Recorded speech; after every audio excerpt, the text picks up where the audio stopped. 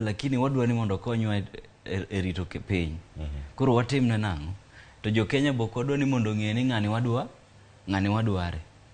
Koro wa create ni office ma en sirkal, lakini and to the public and an opposition leader. Lakini structurally and within government. Koro magi are just part of a broader handshake. Reality ni handshake okinya rule Kenya ni kaonge ang'owa kaonge handshake. And I think magi gik ma maybe sirkal onego obeda forthright about. Wach ni wamanyi yo kaka wanyalo riwo piny ni maonge shenanigans magi ketogi.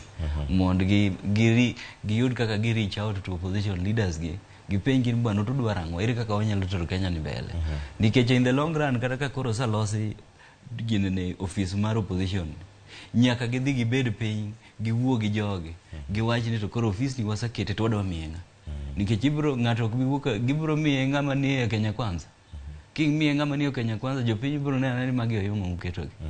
Koro nyaka in the long run nyaka gibed piny ma giwuo gi opposition leader ni opposition leaders gi ni position it wa create to koro ng'ama dwa kawe. Kata udwar no bed nang'o. Koro nyaka bed ni undercurrents moko, nyaka bed ni negotiations moko, nyaka bed beyond the public gi the opposition leaders gi government. Kaka gini idwa ni mondo bioti idwa no biotime. To magi gik miwinjo oko kae ni ok odwar handshake gi.